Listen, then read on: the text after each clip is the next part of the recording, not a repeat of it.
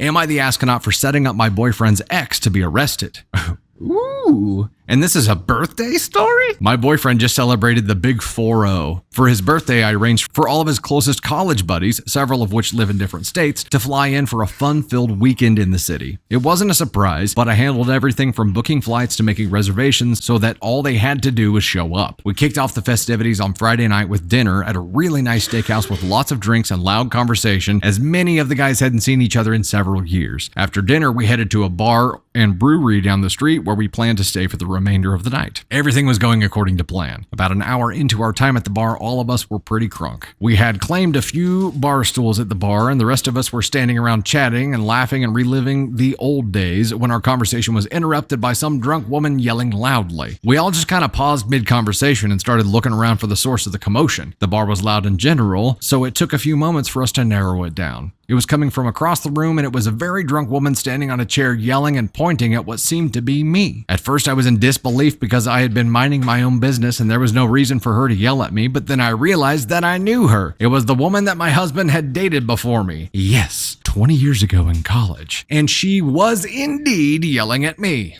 She was standing on her chair, pointing at me and yelling about how I stole her man and her life from all of those years ago. She was batshit crazy then and apparently is still batshit crazy now. My husband's birthday weekend had started off so great and we had so much more to do. I did not want to see it ruined by the psycho from the past, nor did I want to make my husband feel like he had to sober up and deal with this drama mama. So I took matters into my own hands. Luckily, the bar employees did ask her to stop yelling, but they would not ask her to leave since she had not actually broken the law. I, however, have connections with some law enforcement officials and a history with this woman. I called my connections and told them the situation so they could make their way to our side of town and be ready. Then I excused myself to use the ladies' room. I walked right past his ex's table and muttered a few choice words as I did. Just as I expected, she followed me to the ladies' room where she proceeded to make a scene. I won't say exactly what I said, but let's just say I know how to set her off, and I did. I said the things, she took a swing, a pretty sloppy swing if I must say, and I had witnesses.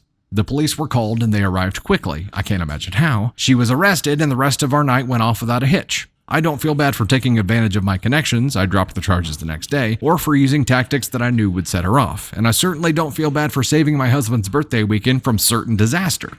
Should I? Am I the astronaut? Ooh, this spicy. This is spicy. We get into like legality territory here, but all she did was say something. She may have instigated, but she has freedom of speech. She can say whatever she wants, right? She wasn't making a threat. She wasn't doing anything like that. The person who made the decision to break the law and become physical was batshit crazy drunk ex. And this comes from a very noble place. So while it might have been, this is probably one of those justified asshole kind of things, but we're going to go ahead and make it this. NTA. My graphics have gone away. I don't know what's going on. It just gave up on me. I don't know what happened.